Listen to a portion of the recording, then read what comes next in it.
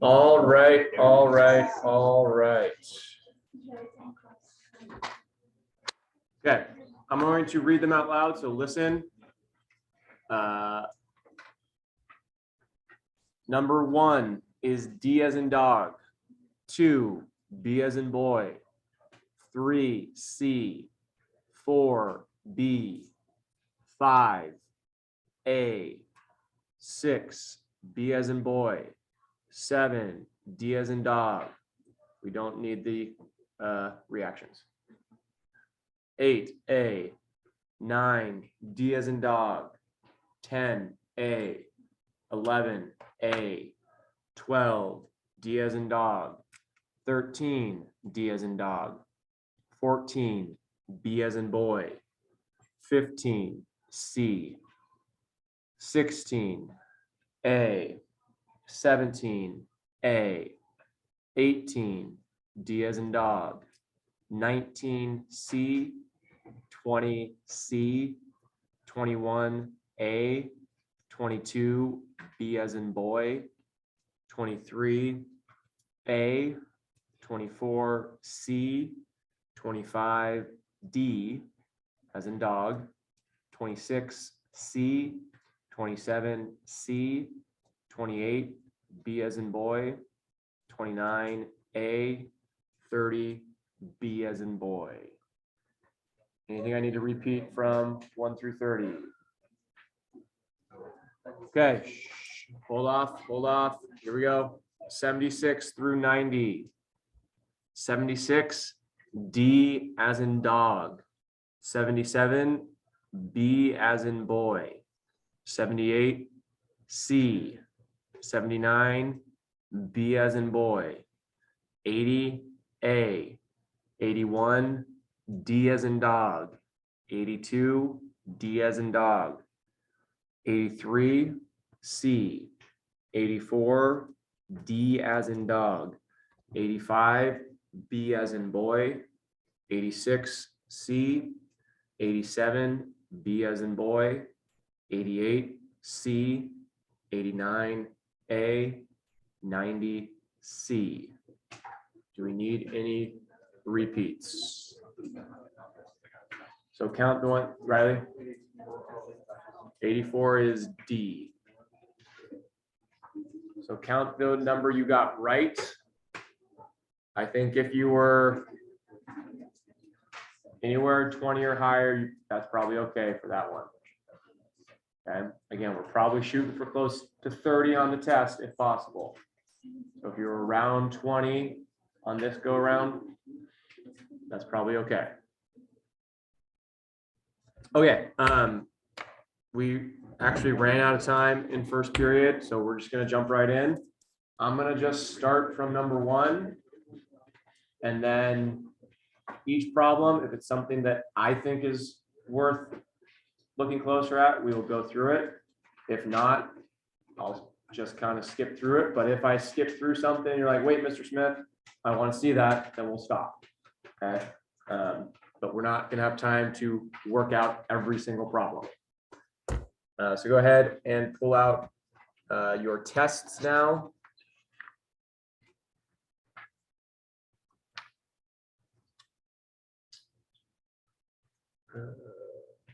Pull out Freshie. Here's the Freshie.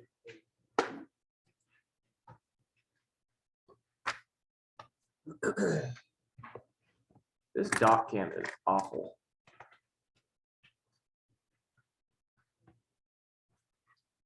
Should I make this bigger?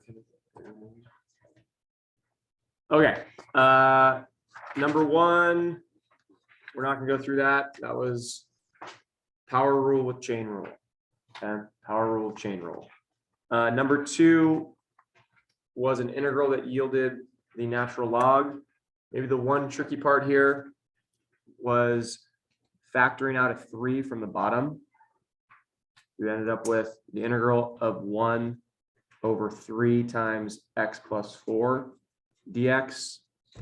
And then that 1/3 comes out. So you're really just integrating 1 over x plus 4 dx, which gives you the natural log of the absolute value of x plus 4 plus c. That's how we get to B. 3, that was just quotient rule. I'm not gonna go through that. 4, trapezoidal rule. Let's do this one. If you hadn't watched the trapezoidal rule video, I told you to skip this one, okay? Because don't waste your time on something you don't know how to do. After you watch the trapezoidal rule, hopefully you could have figured this out. The trapezoidal rule is just a way to approximate the area under a curve that is usually more accurate than either the left or right-handed Riemann sum approximation.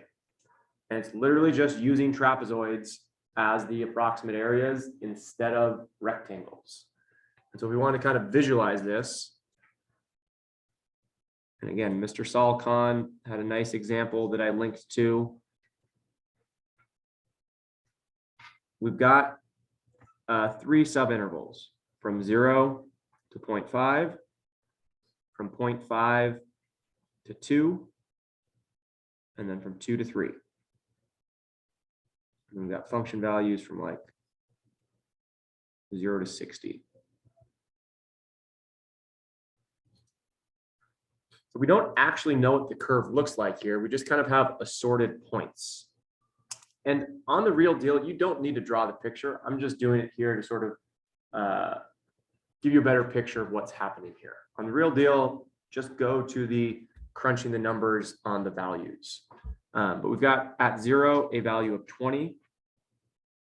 At 1/2, a value of 60. At 2, a function value of 40. And at 3, a function value of 30. Again, we don't actually know the intermediate values here, so we can kind of get a picture of the curve, but we don't know what it looks like. Instead of using rectangles, which would have us doing left or right endpoints, we're going to use trapezoids instead. So we can picture the trapezoids that emerge if we kind of tilt them up in our brains. So the parallel sides of the first trapezoid are here, and then there's the non-parallel side. That's trapezoid 1. The second trapezoid has bases at 0.5 and 2, and then there's the non-parallel side.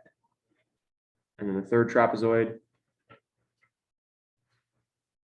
looks like that. Where if we can remember how to find the area of a trapezoid, we're in business. The area of a trapezoid is the average of the lengths of your bases, B1 plus B2 divided by 2, times the height of the trapezoid. And the part we sort of need to reorient our brain here is the heights of these trapezoids are the lengths of these intervals. I'll say that again. The heights of these trapezoids are the lengths of these intervals. So for the first one, the height is 1/2. For the second one, the height is 3/2. And for the third, the height is 1. So all we're doing is finding the area of these 3 trapezoids and adding them together. And this is actually in our problem tracking distance traveled. Distance traveled.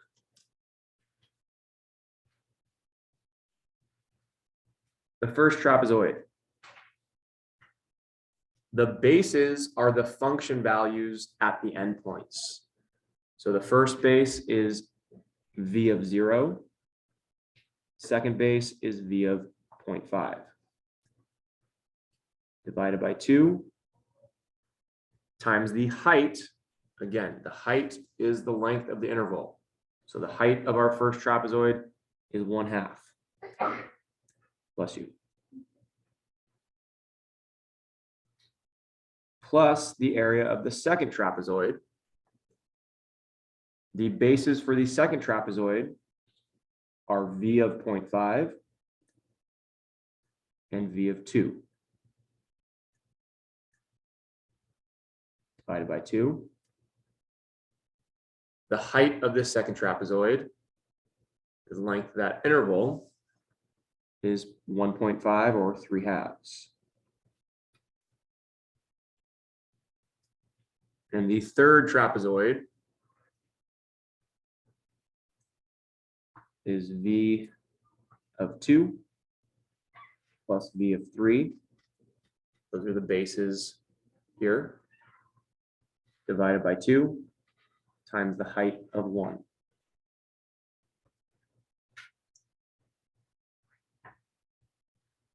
What the book or what the formula that you will often see, and I think Saul Khan makes mention of this, will do is it notices that you're always going to have this 1/2 in each of these parts of your sum. And so it'll factor out the 1/2. And then it also notices that you get these repeated function values because at each subsequent trapezoid, the first base is a repeat of the previous trapezoid's second base. So by that, I mean the first trapezoid had bases of V of 0 and V of 1/2. The second trapezoid has a base of V of 1/2 and V of 2. And so for everything but the endpoints, you end up with 2 of those function values. I don't think you need to mess with that, especially if we're just talking about 3 trapezoids. Just find the area of 3 trapezoids and add it together. Okay. If we're talking about 10, yeah, maybe that's a conversation you can have. But you've seen the Riemann approximations.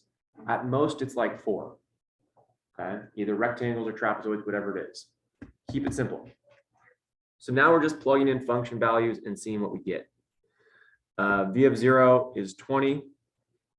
V of 1/2 is 60. Dividing that by 2 and then multiplying by 1/2. V of 0.5 is still 60. V of 2 is 40. Dividing by 2, multiplying by 3/2.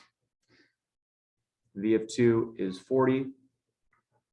Plus V of 3 is 30. Dividing by 2. When you do all this math out, you end up with 130.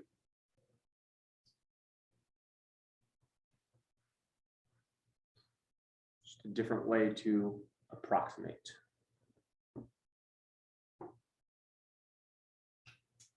Question about trapezoids.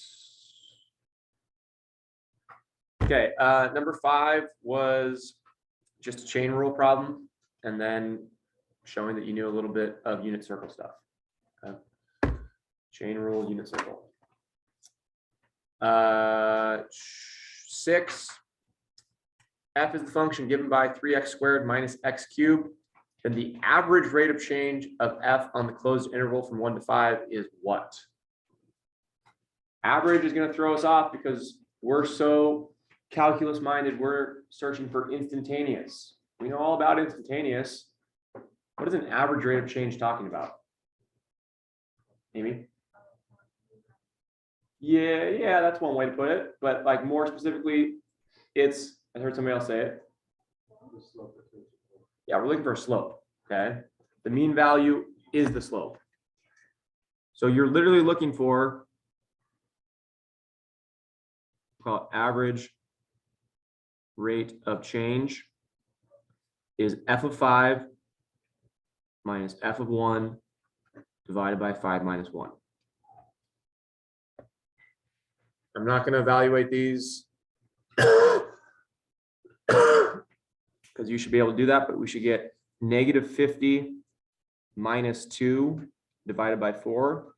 I will point out here, the people who make the AP test are mean, cold-hearted, cruel people. They want you to fail, okay? They set up traps for you because they know even if you do all this glorious work and you recognize that this is what it's supposed to be, but then you get to this step and you do something really boneheaded, like try to say that negative 50 minus 2 is negative 48. Because I mean, you know, you're in the heat of the moment. Like, yeah, sure, it feels good. Negative 48 divided by 40 is negative 12. Do you think negative 12 is an answer choice? And if you're just like powering through, you see your answer there, even if it's the wrong answer, you're going to circle it. Okay. What is negative 50 minus 2? Negative 52. And so your answer is negative 13. But like, can you see how easy it would be to fall into that trap and circle the wrong answer? But just be on your guard. Know that they do not have your best interests at heart. Okay. Children haters. That's probably not true. Especially since it's going on the internet. Let's redact that. I'm sure the College Board loves children, especially all the money that you give them. That's probably the most thing they love. Yeah. Yeah, unredact. They're just a greedy, for-profit, mean organization trying to suck you dry of every last cent you ever made. But we gotta get into college, Mr. Smith. Yeah, that's true. I'll make the rules. Okay, this is going to be a pull apart theorem. A what? That if we have a little side hustle here, an integral from a to c of some function, then we can pull this apart into the integral of a to b of f of x plus the integral from b to c of f of x, so long as, sorry, there should be a dx in here. Where does b need to be? In order for this to be kosher, where does b need to live? Between a and c.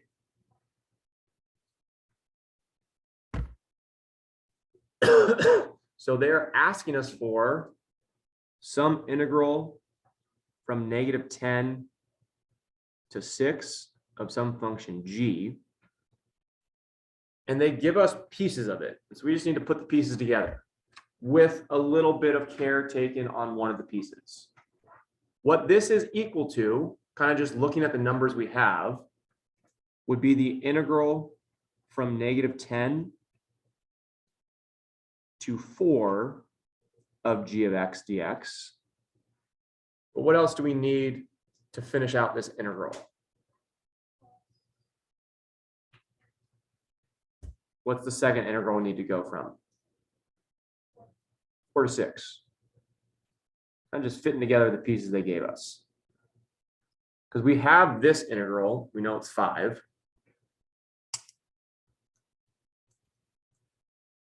That was given. Do we have this exact integral? Do we have from negative 10 to 4? No, we have from 4 to negative 10. Oh. Well, can we do something with the integral from 4 to negative 10 to make it into the integral from negative 10 to 4?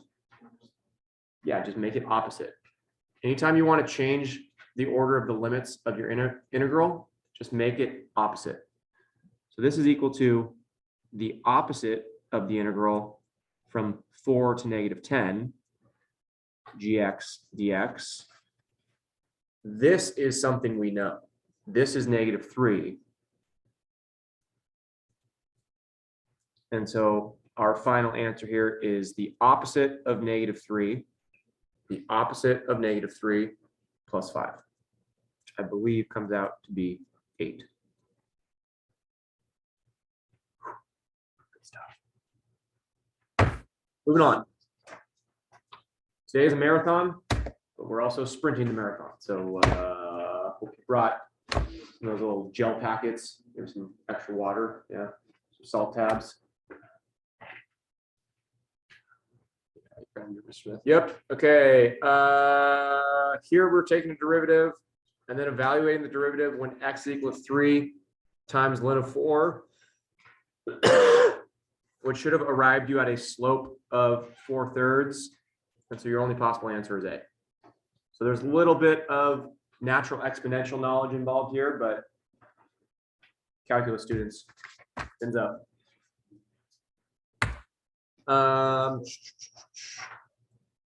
This is asking us to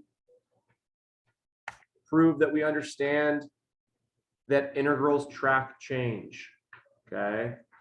And so if we've got negative change going on, integrals can be less than 0.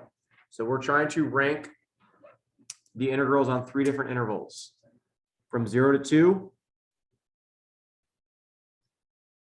and from 2 to 3, but then also the full boat from 0 to 3. Which one's bigger if we're comparing from 0 to 2 and 2 to 3? 0 to 2, why? It's positive. Do we see that the integral from 2 to 3 of this function has to be negative? Lives underneath the x-axis. So then that kind of informs our comparison with the integral from 0 to 3. The integral from 0 to 3 includes the integral from 0 to 2, but then also some negative stuff. So as kind of uncomfortable as it might feel, the integral from 0 to 3 is smaller than the integral from 0 to 2.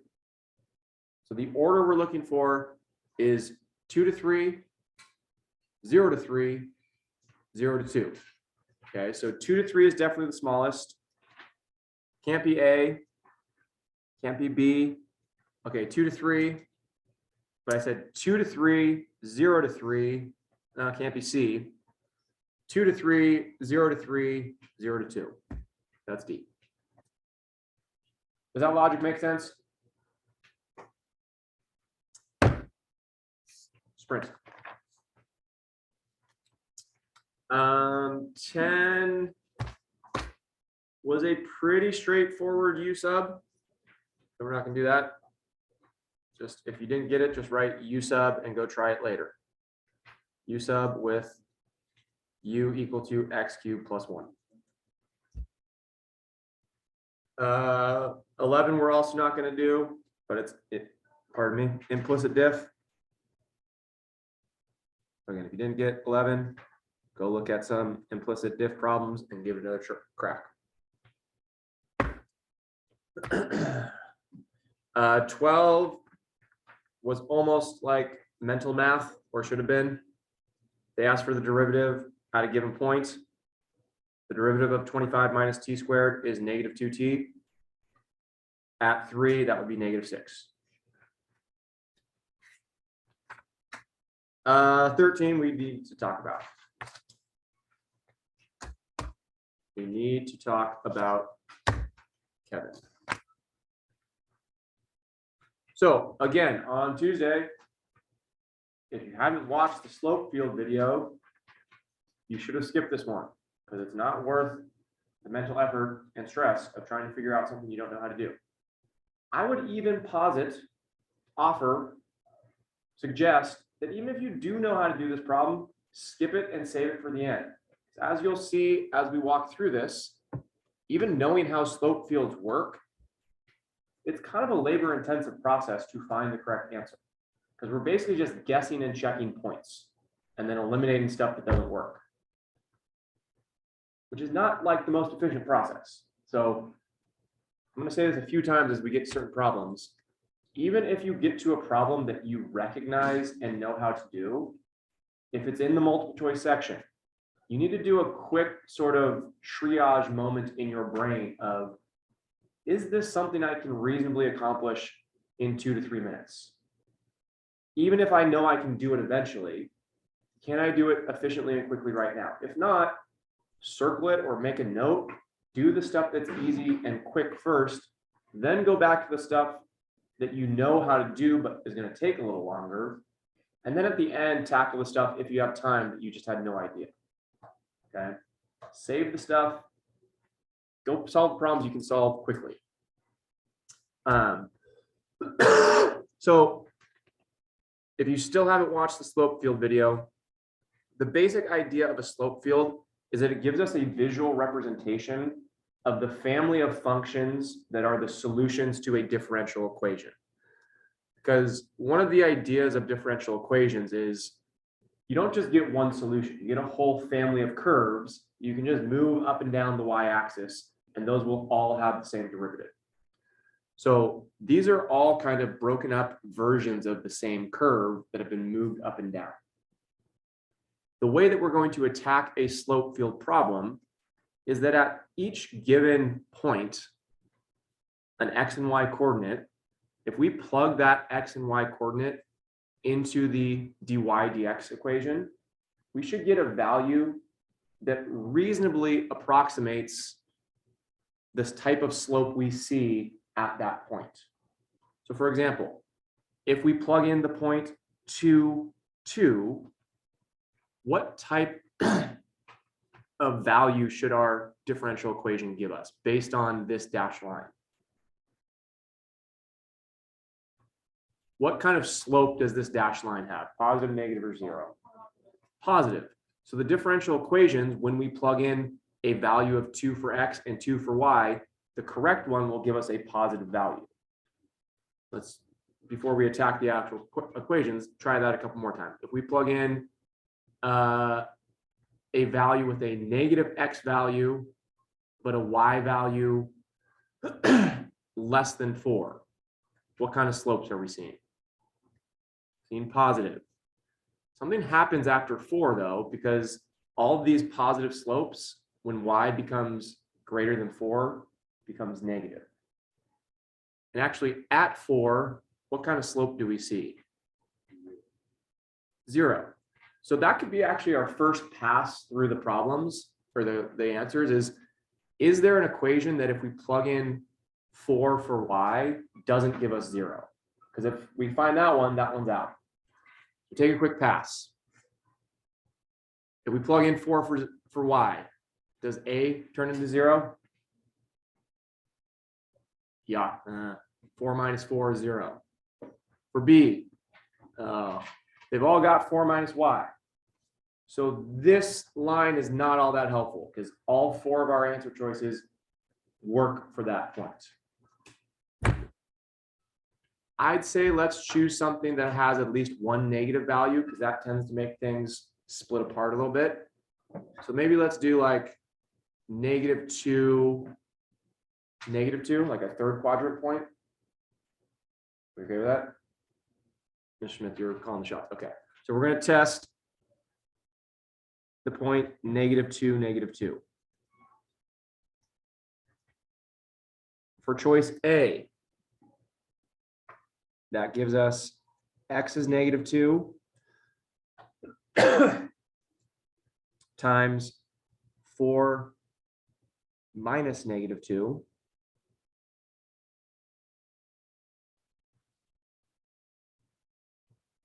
divided by 4. And actually, let's use -1 here. Let's use -1 just because -2 doesn't quite show up. -1. What kind of value does A give us at the point -2, -1? It's a negative because -2 times a +5 divided by a positive number is negative. According to the slope field we're looking at, what do we expect to see at the point -2, -1? Should be a positive slope. So that was fruitful because A is now eliminated. A cannot be the correct equation. Let's try B. Now we've got y times 4 minus y divided by 4, where y is -1.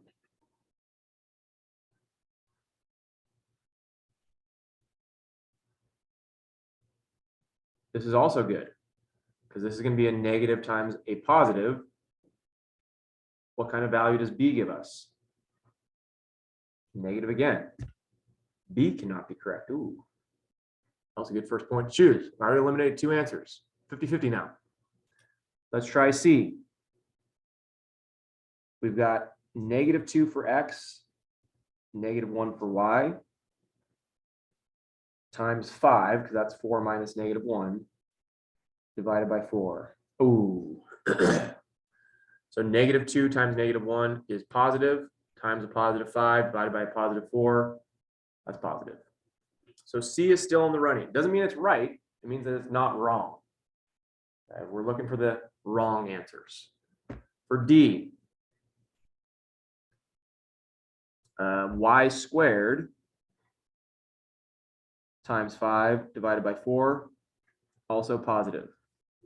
Okay, if you feel comfortable and confident doing these calculations in your head, you obviously can, and that will expedite the process. But I'm just kind of showing what is happening. We're testing the points and seeing what values come out. So C and D are still both in the running based on the first point.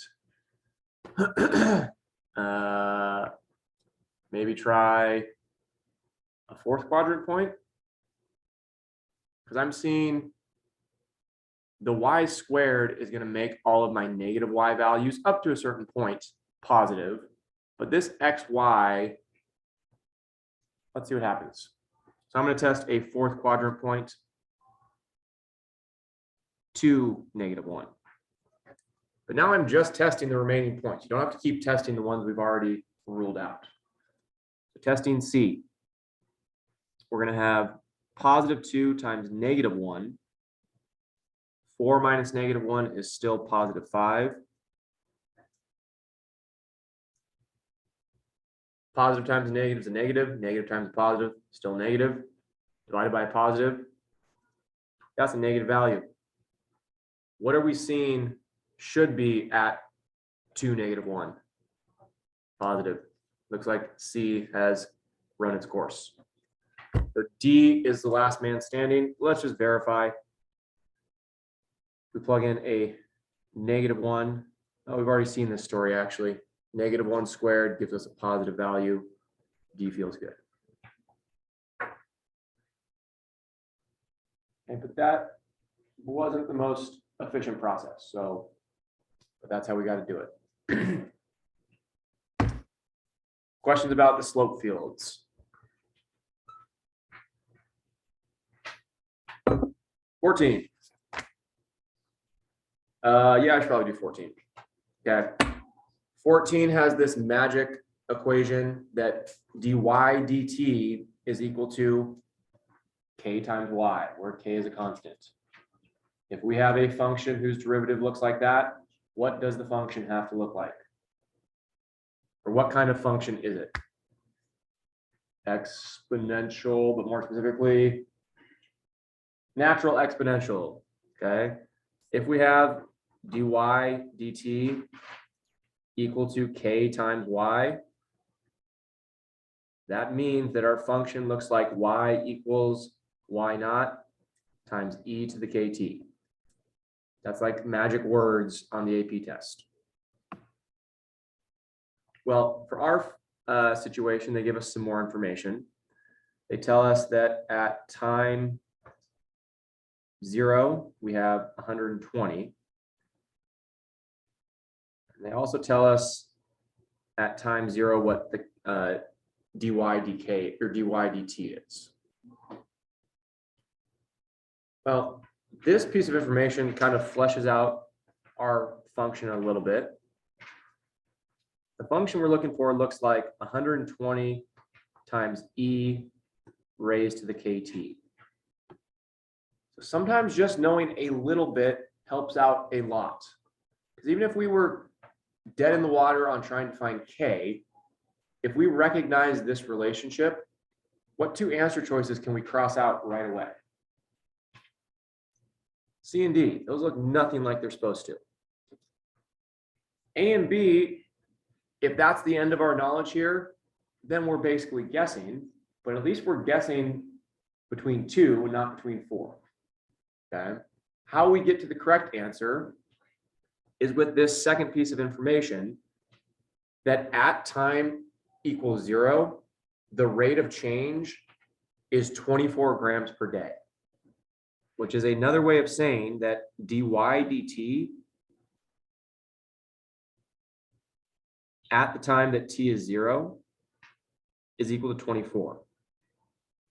Well, at any time dy dt is equal to some constant value k times how much of the thing we have at that time.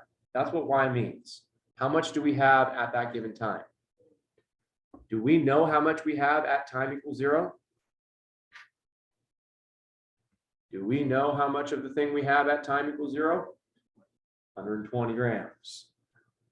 And so this tells us that 24 is equal to 120k, or that k is equal to 24 divided by 120, also known as 1/5. So this guy gets substituted in to that guy, and we arrive at B.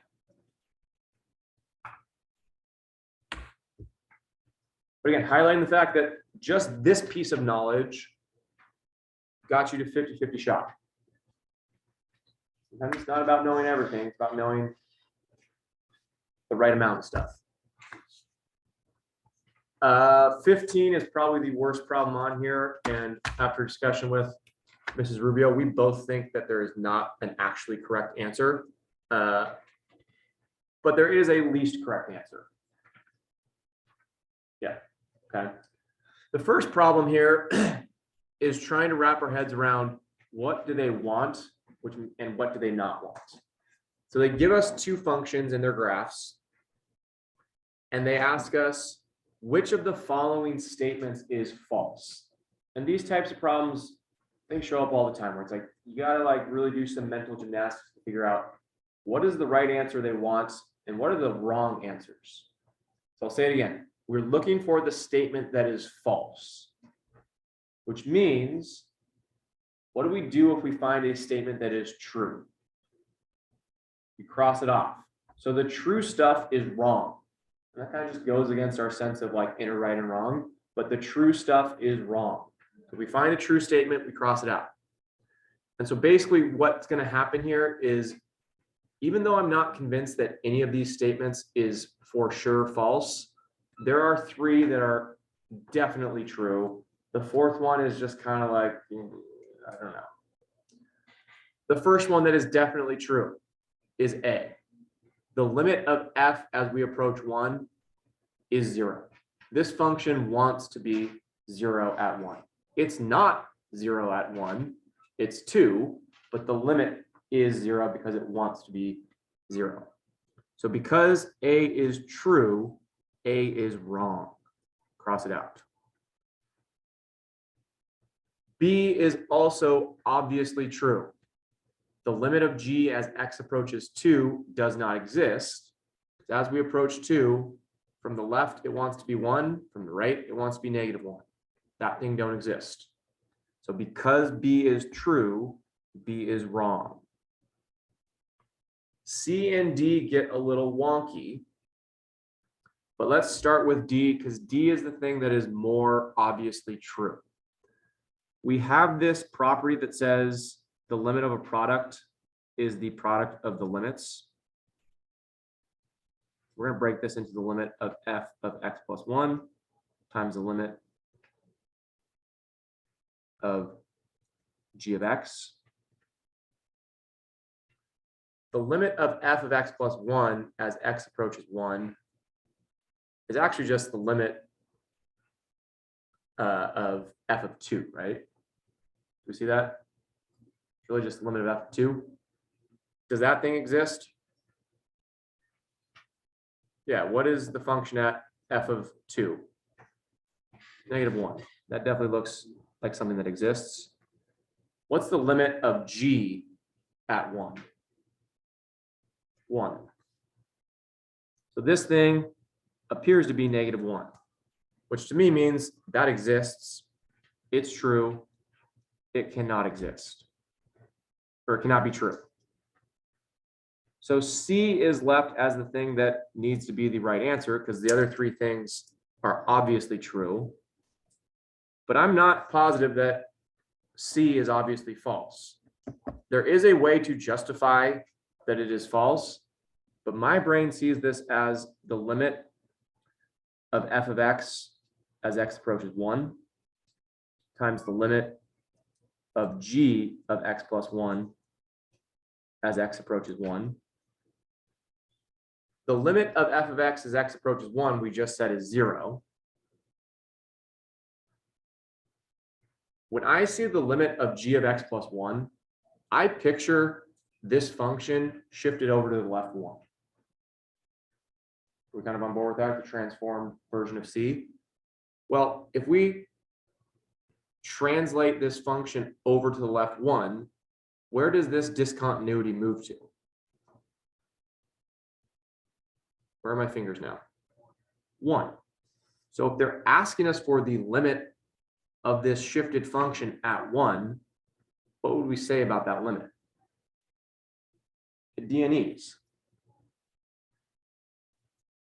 Well, to me, something that does not exist times 0 does not exist. So I think this is probably a question that would have ultimately been thrown away because I think it was just poorly written. But C is the correct answer, mostly on the strength of the 3 wrong answers. And I know that's kind of a frustrating thing to hear, but A, B, and D are more wrong than C. And every once in a while, you'll get a weird question like that. Okay. Do we need to do 16? 16, you were looking at the first and second derivatives. I'll just explain what you would have done. We won't do it. If we are concave up, what does that mean? What does concave up translate to? F double prime is greater than 0. If we are increasing, how do we translate that? First derivative is greater than 0. And you're just looking for the interval where both of these things are true. And it ended up being between 0 and 1. 17, rectilinear motion. Taking a derivative, a little bit of unit circle knowledge. 18, first fundamental theorem of calculus. Okay, and I'm guessing, raise your hand if you put C as the correct answer. Okay, I mean, that to me was the most tempting wrong answer. But what we need to remember with the first fundamental theorem is that we are not differentiating with respect to t, we're differentiating with respect to x. And so when we differentiate with respect to x, and we have this very specific situation where our function is this variable integral situation,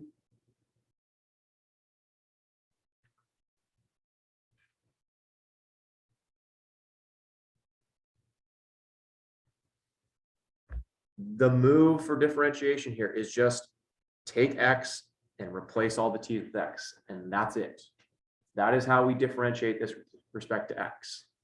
Okay, we don't mess with anything else. We don't try to turn this into the derivative of tangent. Just replace the t's with x's and be on your way. If this upper limit is something other than just x, then we do have that chain rule situation, but again, just with regard to x. We are not differentiating anything with respect to t.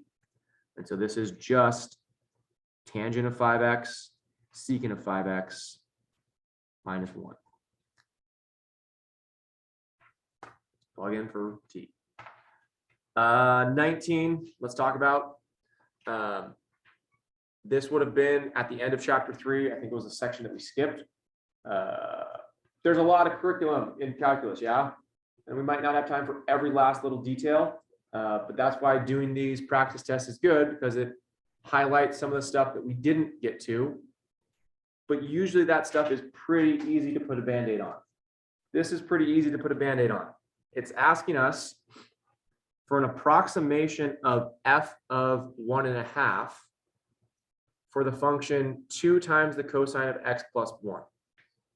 Now, I don't know off the top of my head what the cosine of 1.5 is. So this is an approximation might be nice. It tells us what to do, even if we didn't know what to do, but we'll learn how to do it right now. It says by using the line tangent to the graph of f at pi over 2.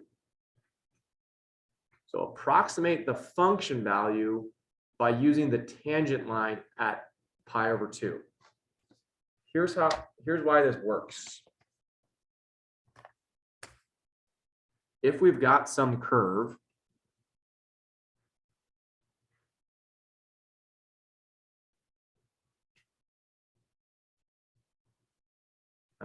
Sure. And let's say we've got pi over 2.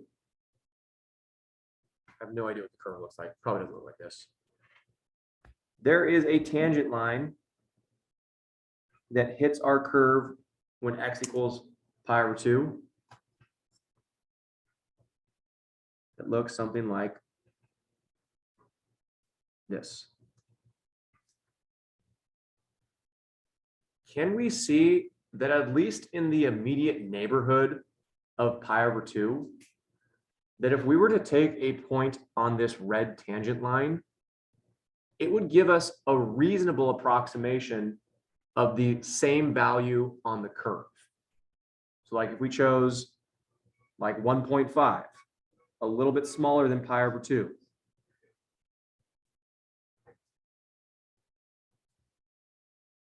Do we see that the tangent line is still relatively close to the actual curve? Now, if we go farther away, like, I don't know, here's 3 or something.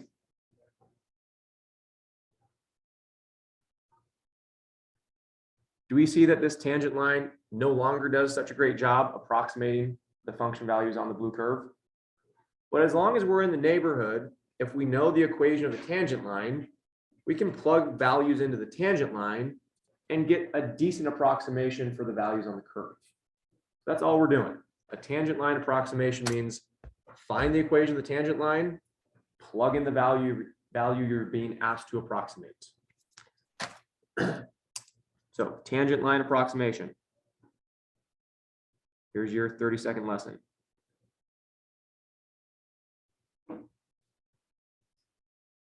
Two steps. Find equation of tangent line at given value.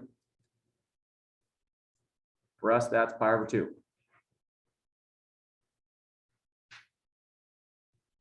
Then plug in 1.5 to that equation to approximate f of 1.5.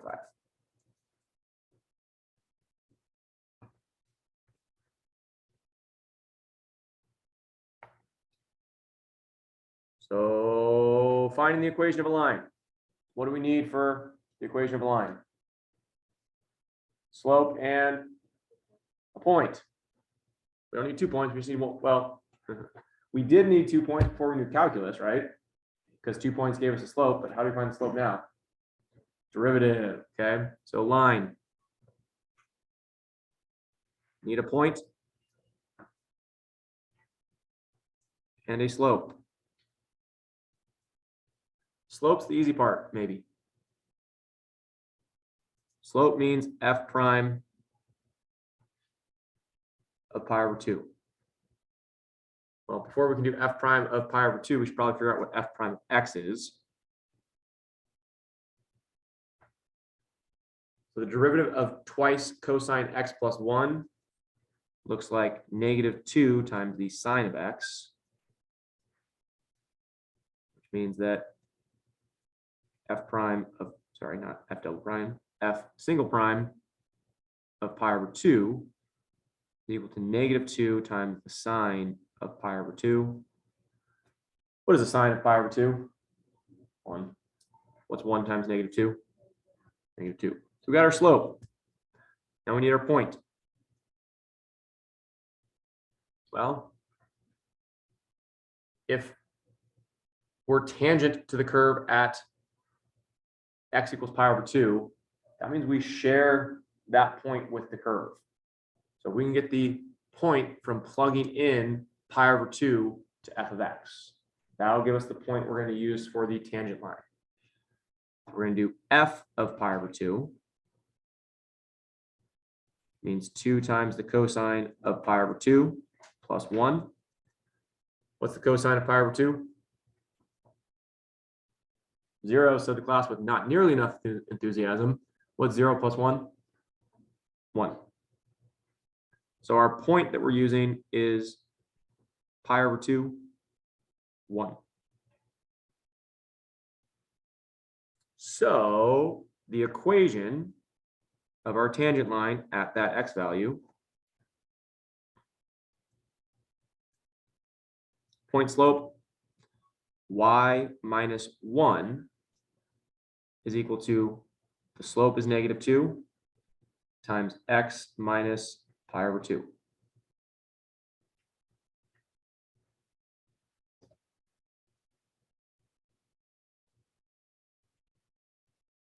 If they just asked us what's the slope of the tangent of the curve or the line tangent to our curve at pi over 2, this would be it. But it's not. They now want us to use this to approximate the function value at 1.5. And so the approximation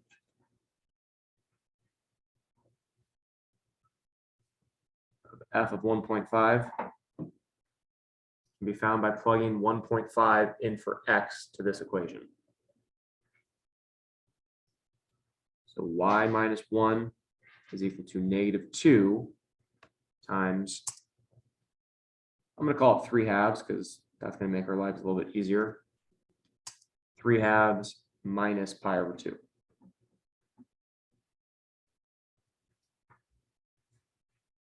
Plugged in 1.5 for x. This turns into y minus 1 is equal to -3 plus pi. And then adding 1 to both sides, we get y equals -2 plus pi. That is the approximate value of f according to the tangent line, which looks like answer choice C.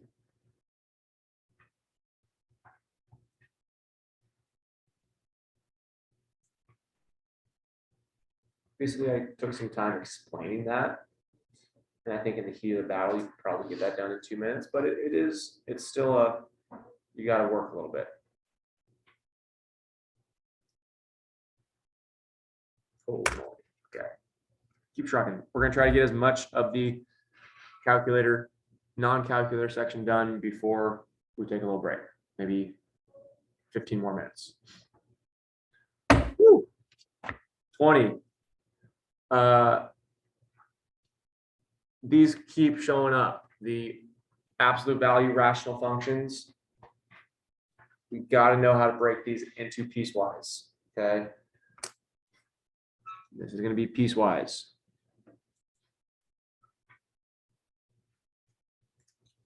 The piecewise result here is that f of x is equal to, I think it's -1/2 if x is less than 2, and +1/2 if x is greater than or equal to 2.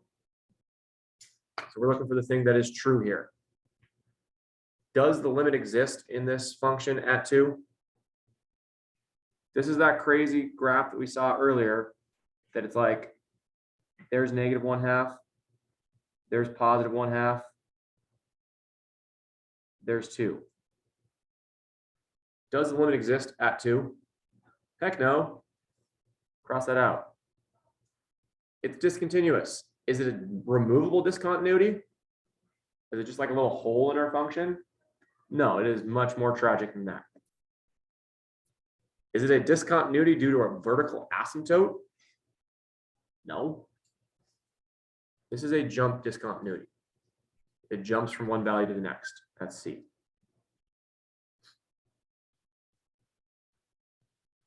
Uh, 21 is the definition of the derivative at a point. And so this is just asking us, what is f prime of 3? Well, first f prime, what's the derivative of the natural log of x? Oh boy. Not 1 over e, 1 over x. We got to know that, guys. We got to know that. So then f prime of 3 is just 1/3. This should be like a 15-second game. This is a problem where you can bank time to attack the harder problems.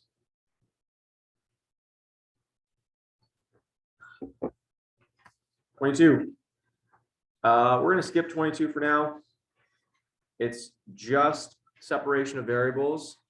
But again, it's a problem that even if you know how to do it, will take some time. Okay, so be strategic about when you spend your time. But 22 is separation of variables.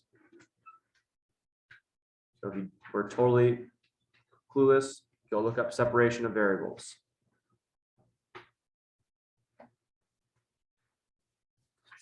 Uh, 23.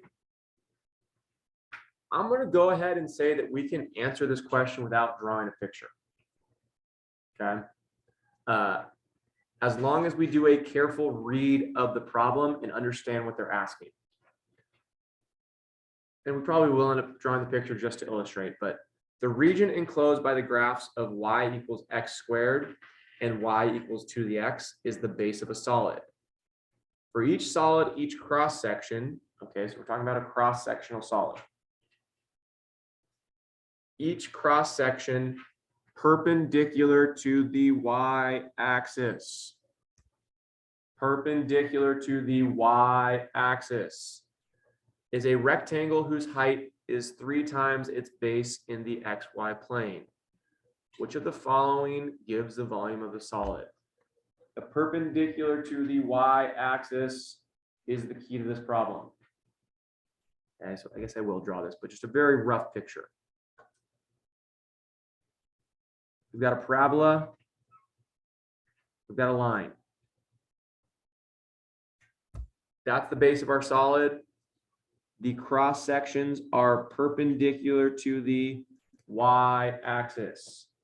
If we're trying to determine the volume here, what do we need these functions in terms of? These need to be in terms of y. So we can cross out C and D because they fail to have perpendicular cross sections.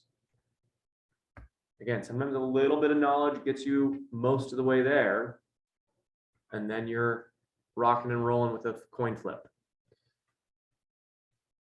Picturing these two graphs. So this guy here is y equals x squared. This guy here is y equals 2x. We probably could have spent the 10 seconds to turn these into functions of x.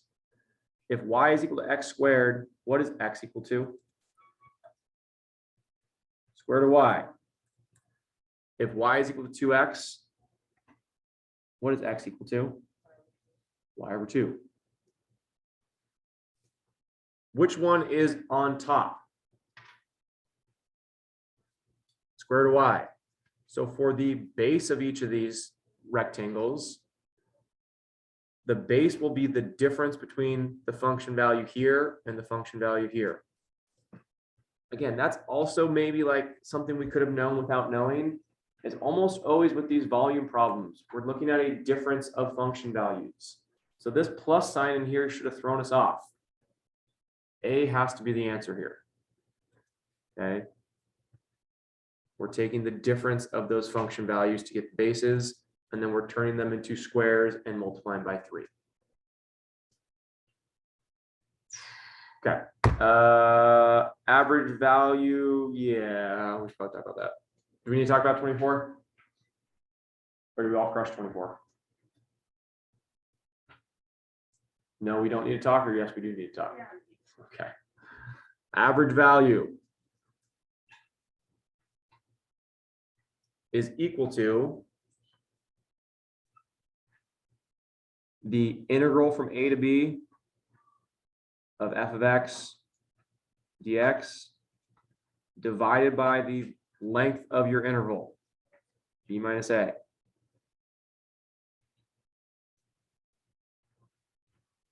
Graphically, the way we think about this is if you've got an a and b, no matter what your curve looks like in between there, nope.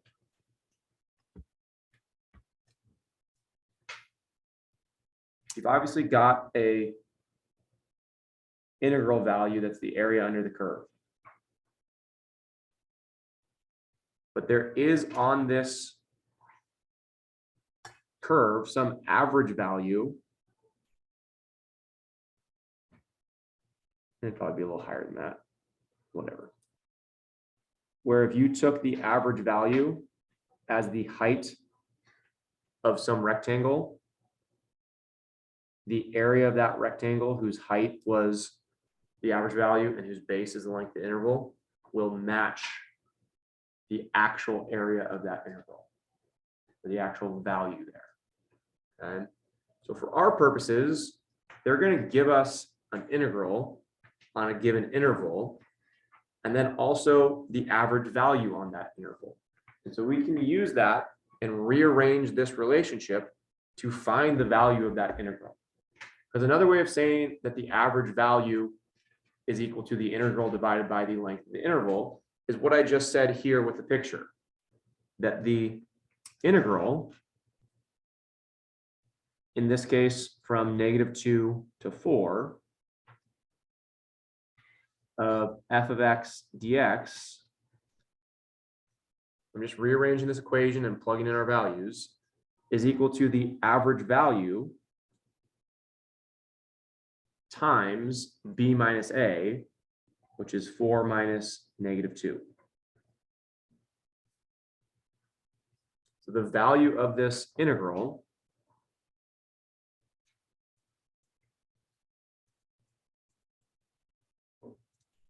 they told us the average value was 12, and the length of this interval is 6. And so the integral from -2 to 4 of that function is 72. Again, people at the College Board do not have your well-being in mind. Do you think 72 is an answer here? Yeah, D. And you probably might be stoked. Oh yeah, D's there. Circle it, move on. You got it wrong. Why did you get it wrong? Because they're not asking us for the integral of -2 to 4 of f of x. They want that integral divided by 8. Darn you, College Board. That's okay. We now know what that integral is worth. So the integral of f of x divided by 8 from -2 to 4 dx. Kind of the intermediate move here is this is really just 1/8. You can pull out that constant from -2 to 4 of f of x dx, which we just determined is 72. So this means 72 divided by 8. Correct answer here is 9.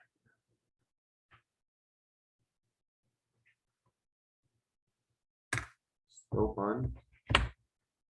Are we having fun yet? Because like, if we're not having fun, like, I don't know, we're just not paying attention. Like, come on. We'll do 25 and then 26 and then take a break. And there's like a mini lesson for 26, which is just going to be like, maybe we'll do that after the break. Let's do 25 for sure, because 25 is just like kind of an oddball question, but one that you can figure out. It's basically a product rule question, just in a weird form. They give us two curves, F and G. They then define a third function, H, as the product of those two functions, and then ask us for the derivative of that new function at a given point. The derivative of a function that itself is a product. Do we have a rule for derivatives and products? Yeah, what do we call it? Oh, the product rule. So aptly named. The product rule says if you've got a function that is the product of two different functions, its derivative is the first function times the derivative of the second function plus the second function times the derivative of the first function. All right, let's do that here. H of x is f of x times g of x.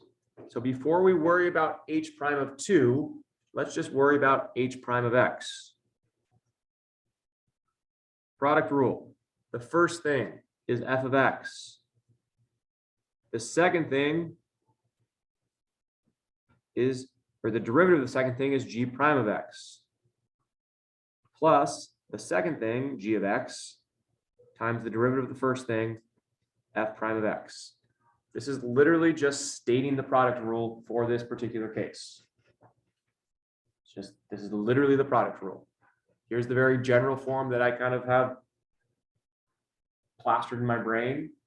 We can use this general form to find a specific form in this case. Well, so now if they want the derivative of h at 2, just plug in 2 for all those x's. What they really want is f of 2 times g prime of 2 plus g of 2 times f prime of 2. Mr. Smith, I don't know the derivative. Yeah, you do. What's the derivative of a line? Slope.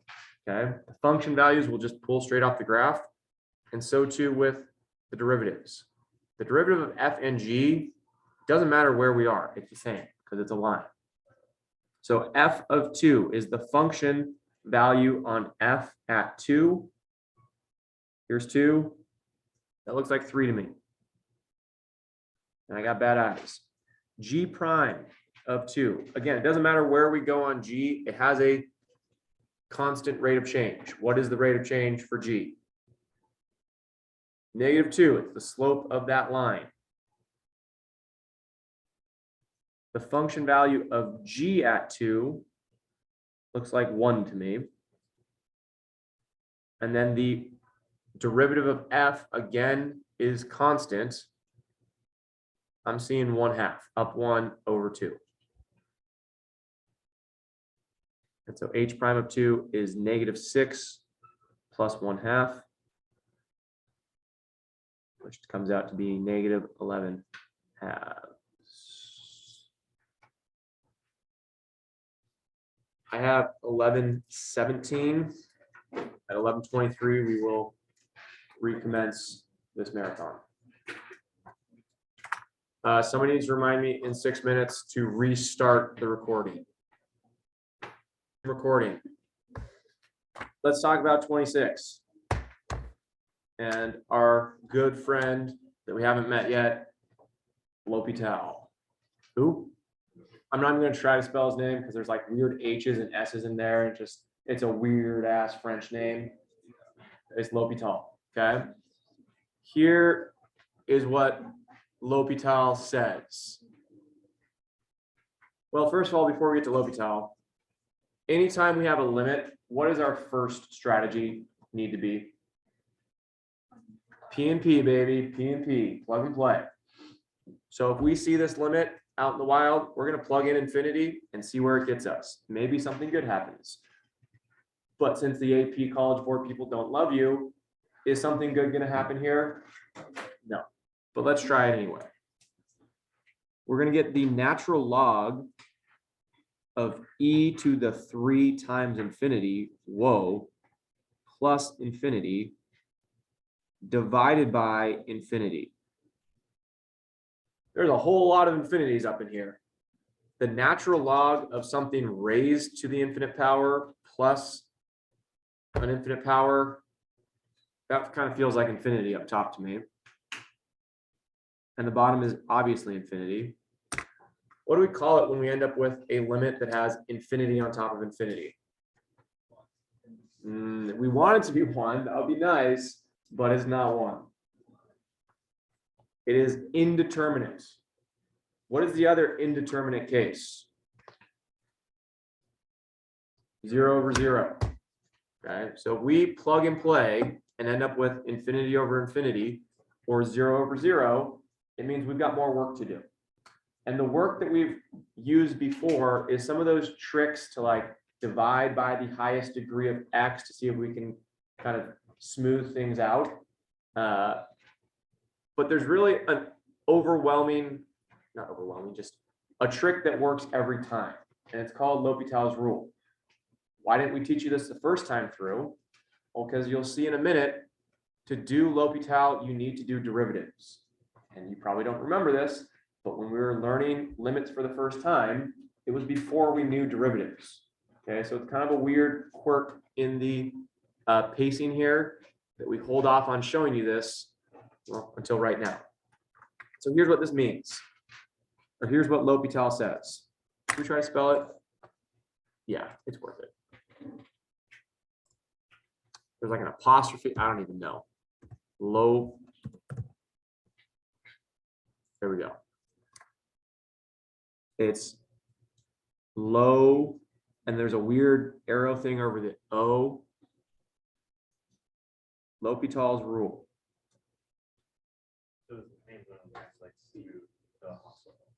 Apparently, I don't know.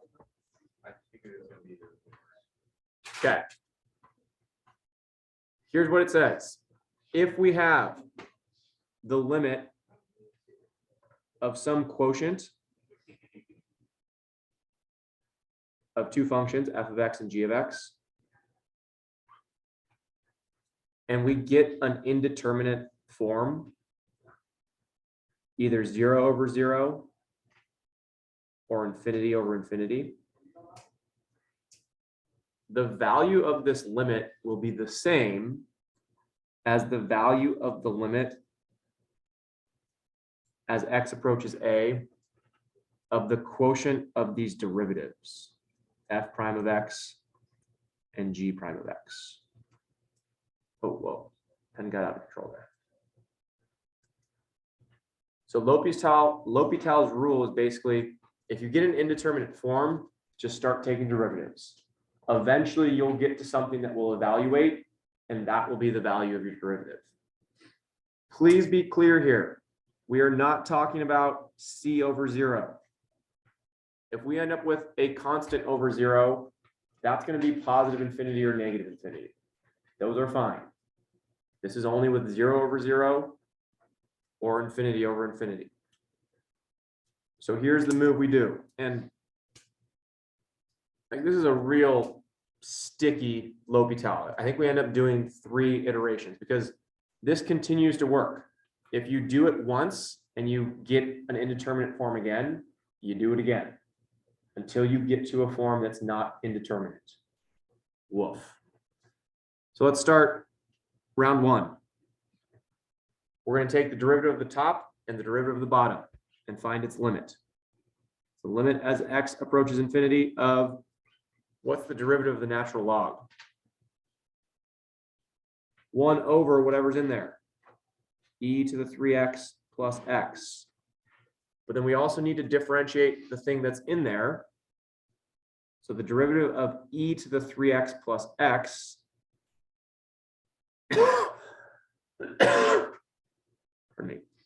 is e to the 3x times 3, because there's another chain rule in there, crazy. And then the derivative of x is 1. All divided by the derivative of x, which is 1.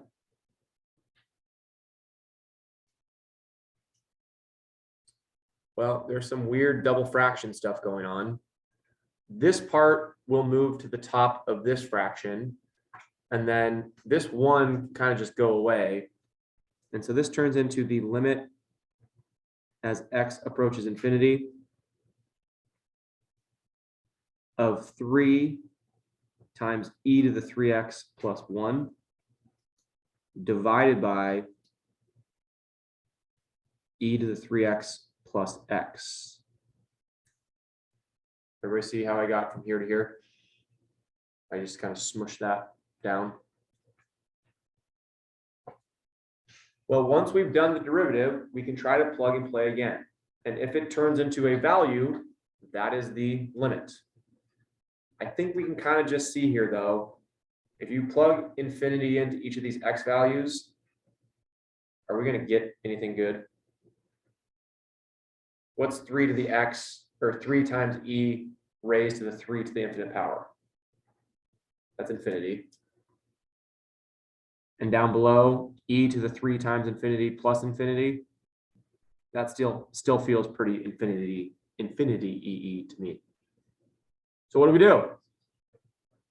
Again. So fun. So the limit, it just keeps on. Yeah, it's just like you thought it was already as good as it could get, and it's getting better. Come on. The derivative of 3e to the 3x is going to be 9e to the 3x Are we okay with that? Because the derivative of e to the 3x is 3 times e to the 3x, and then I multiplied the existing 3 with that. The derivative of 1 is nothing. On the bottom, e to the 3x has a derivative of 3e to the 3x. And then, no, they don't cancel out yet. Because what's the derivative of x plus 1? Zimmerman. Is there a reason why we don't use the quotient rule to do?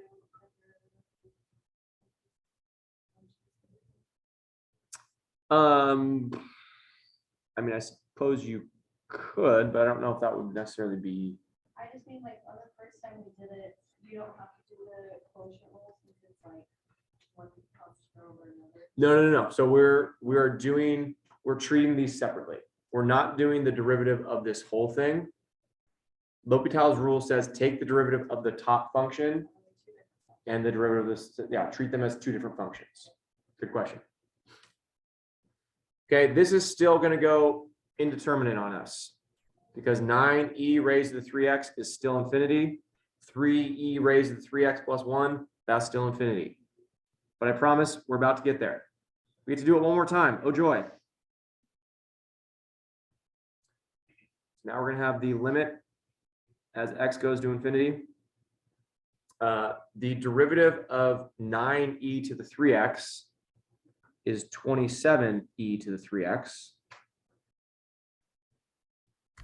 The derivative of 3e to the 3x is 9e to the 3x. And the derivative of 1 is 0. Oh. Stuff cancels now. E to the 3x later. 27 divided by 9, 3. Who knew it would have such a kind of ho-hum answer? Well, I knew because I knew what the answer was, but now I kind of feel like a broken record here. Even knowing L'Hopital's rule, this is a labor-intensive process, especially since we had to do it 3 times, which you wouldn't necessarily know at the outset. So you probably would go down this rabbit hole, but budget your time. Make good choices with which ones you're going to go after and which ones you're going to table till the end. A perfect example of that. Oh no, I thought this would be next. We're gonna do 27 real quick, but before we do, 28 is a perfect example of that. This is a related rates problem. Have you ever met a related rates problem that took you less than 2 minutes? No. So even if you knew how to do this, save it till the end. If you have 10 minutes at the end that you're just burning a hole in your pocket, then attack stuff that you know is going to take you a long time. 27. They give us the graph of f prime and ask us some questions about f. And it's the what must be true, one of our favorite types of questions. 1 only, 2 only, 1 and 3 only. We're okay though. What do we know about the derivative here? Just looking at it is just the most basic observation. Does it exist? Is there any like poles or asymptotes between A and B? The function has a derivative that exists between A and B. If a function is differentiable, what must it be? Continuous. That's another magic association word in our brains. Differentiable implies continuity, not necessarily the other way around. So number 1, f is definitely continuous on A to B because its derivative exists between A and B. A has got to be true. Sorry, 1 has got to be true. So we can already cross out D because it doesn't include that. 2, is it true that f is decreasing on the interval between A and B? Again, College Board people out to kill you. If you just kind of read this very quickly, oh yeah, that's decreasing. That's got to be true. What is this though? This is f prime. They're asking about f. What does it mean for the derivative of f if f is decreasing? It's all negative. Is this derivative all negative between A and B? No. So the function f cannot be decreasing on that interval. So 2 is not true. Means that b cannot be true. So let's look at 3. The graph of f is concave down on that interval between a and b. We hear concavity, we think f double prime. How do we decipher f double prime from the first derivative? The slope, the tangent to the first derivative is the second derivative. If we want concave down, we want a tangent whose slope is negative. What do all those slopes appear to be? Negative. And so 3 is true, meaning that our answer here is C.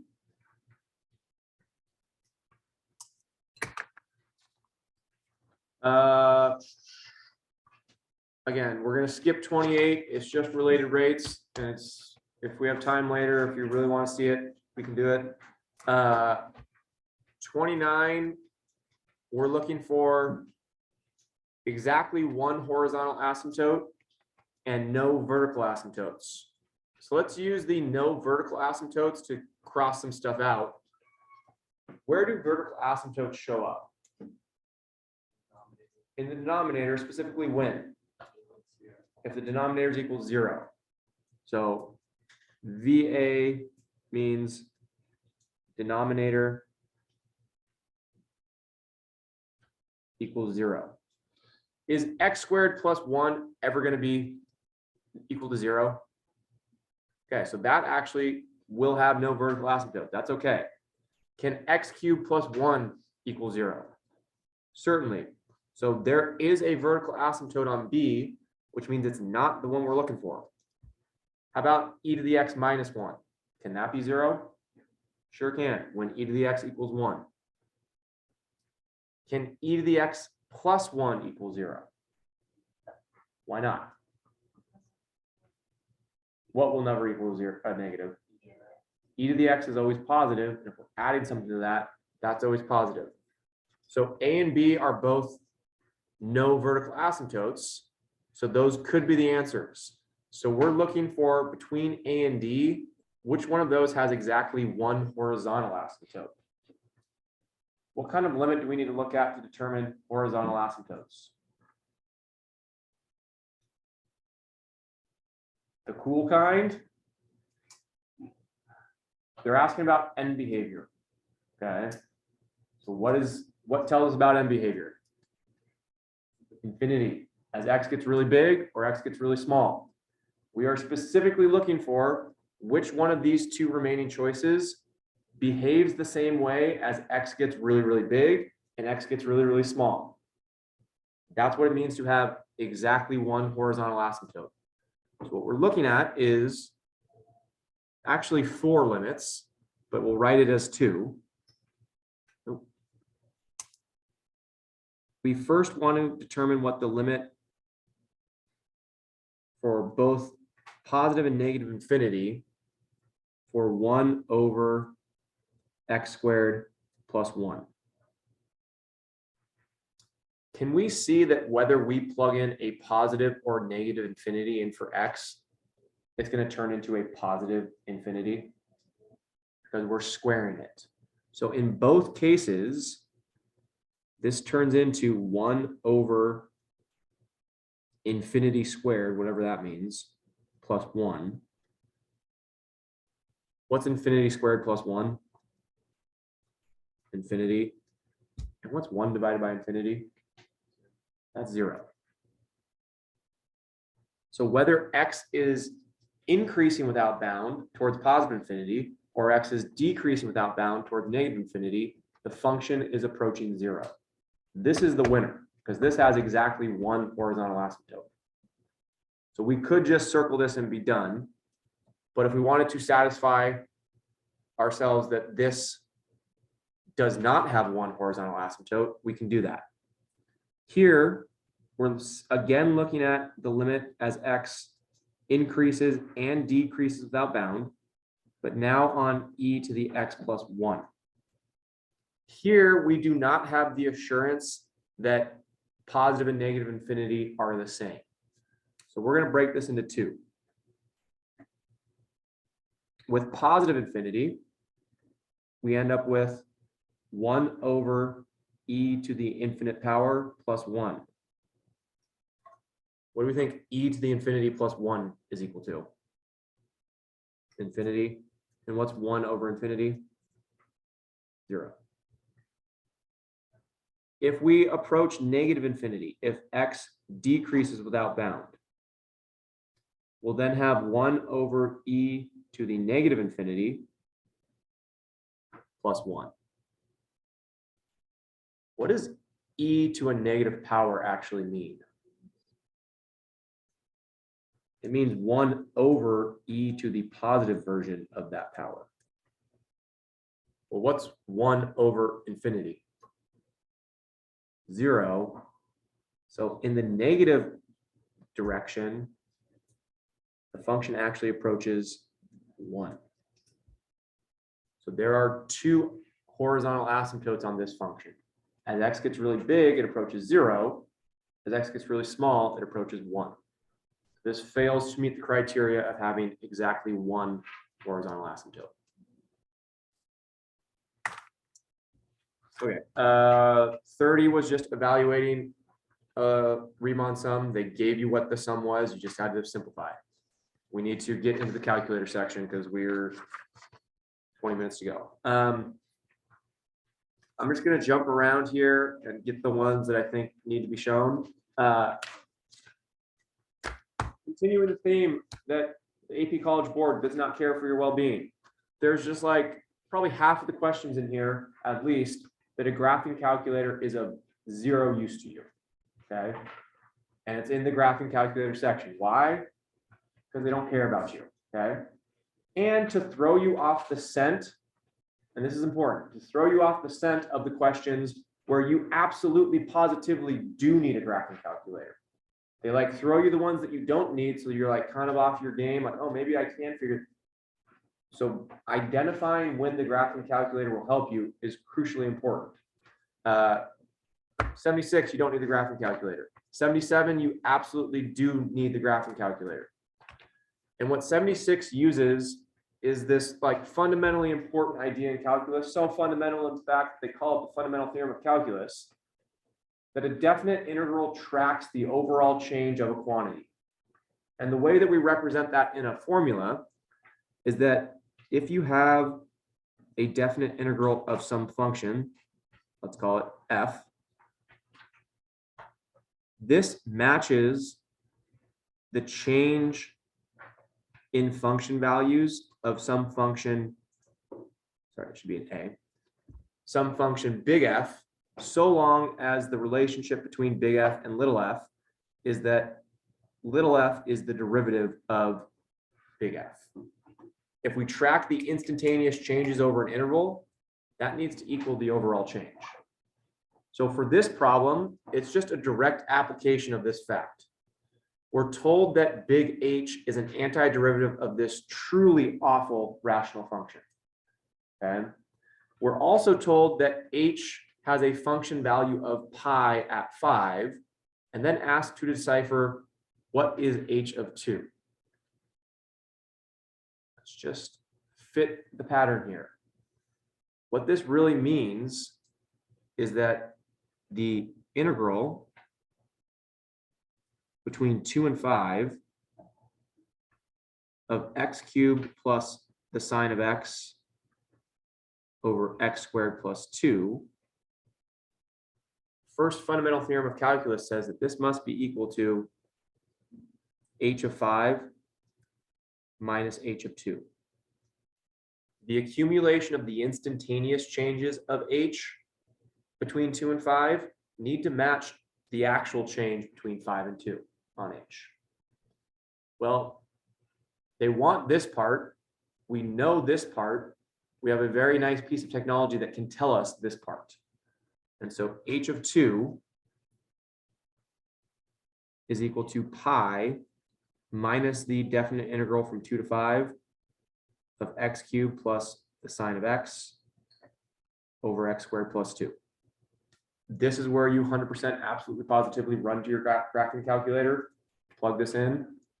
I think it comes out to be negative 5.867.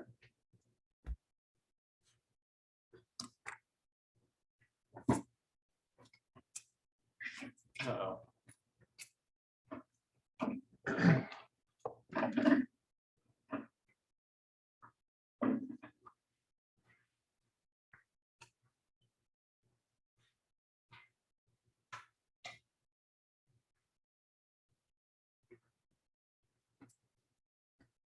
Okay.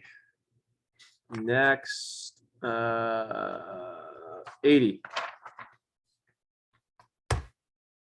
Number 80 gives us a first derivative and then asks us about concavity. We see the word concave and we think second derivative. If we have the first derivative, how do we get the second derivative? Take the derivative of the first derivative. Oh, okay. So f double prime is 4x cubed minus 12x minus 8. This is where the graphing calculator comes in handy.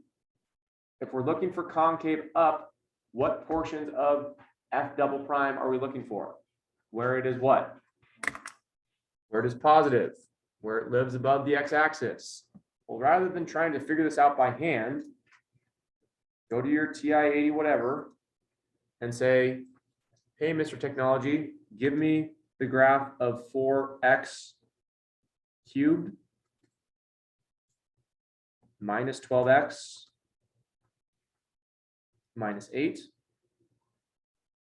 So zoom standard. It's thinking, it's thinking, it's thinking.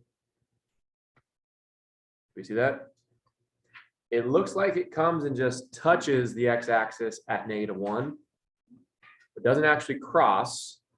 So it's still concave down, concave down, concave down, concave down. And we don't even really need the 0 function here. It's pretty clear. Where does that cross? Crosses at 2. If we didn't believe it, do we know how to do zeros of a graph? Let's review it real quick. Okay, if we want the 0 of this curve, we'll go second trace 0. Oh, cool. It asks you for a left bound because you could have multiple zeros on the graph. There's the left bound. Where's the right bound? And then a guess right in there. Oh, it's 2. And specifically, if we want concave up, it's anything bigger than 2. So 80 is A. 81, don't need a graphing calculator. You just need to know the relationship between f and f prime. Oh, 82, we need to talk about.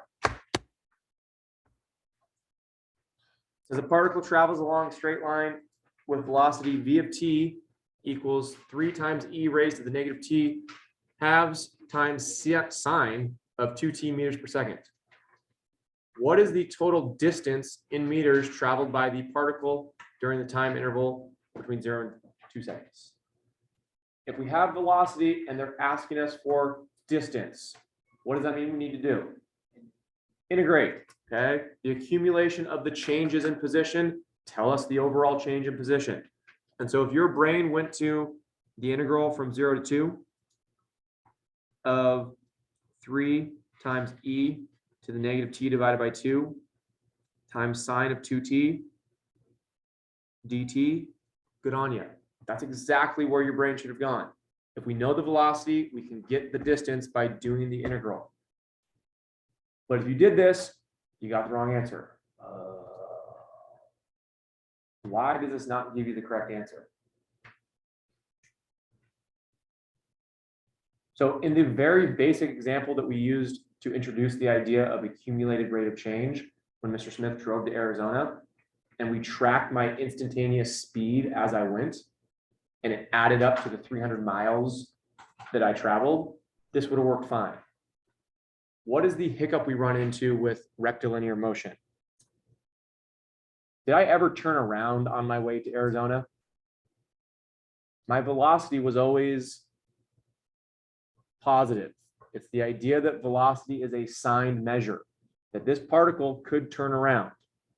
So just to give you a very basic example of where this could fail, let's say from 0 to 1 seconds, I went from 0 to position 5. And then from 1 to 2 seconds, I turned around and went from 5 to 0. That integral from 0 to 2 would have what value? I started at 0, I ended up back at 0. It's going to tell me that the integral is 0 because it's tracking the change in position. But if I want to know how far I actually moved, did I move to go from 0 to 5 and 5 to 0? How far did I go? You went 10, okay? So how do we deal with the fact that velocity can be a negative value with rectilinear motion? Absolute value gets us out of a lot of pickles. So to get the correct answer here, and this is like another magic word you need to think about, total distance means absolute value. Total distance, absolute value. The correct thing to do here is to throw the absolute value bars up, and that's what ends up getting you to the correct answer of 2.261.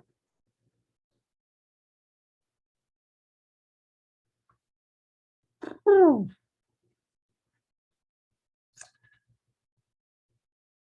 83, yeah, we probably should. Boy, oh boy, oh boy, oh boy. Okay. We're sprinting. Let f be a function with derivative given by f prime of x is equal to that whole mess. For the interval between -1 and 9, at what value of x does f attain a relative maximum? What behavior of our derivative would tell us that the function it's the derivative of has a maximum? A 0, but what kind of 0? Because a 0 tells us a horizontal tangent, but it needs to be a 0 that's going from what to what? Increasing to decreasing, which means positive derivative to a negative derivative. So a 0 where our graph of our derivative is going from above the x-axis to below the x-axis.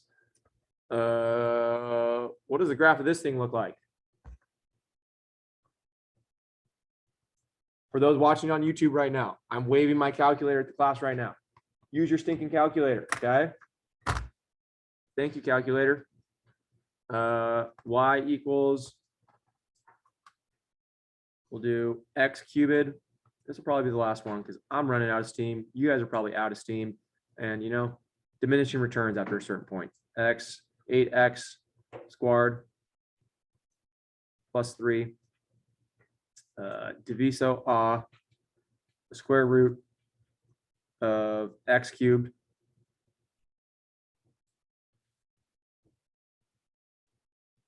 plus 1. I'm going to adjust the window just so it reflects the interval. So I'm going to go from -1 to 9. That's the x values we care about. I'll keep the y's the same for now. If we need to adjust, we will. We'll go to the graph.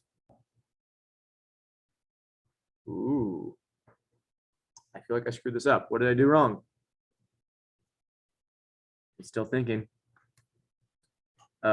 Oh, it should be a -8x squared. Classic mix-up. That really sunk our battleship. Much better.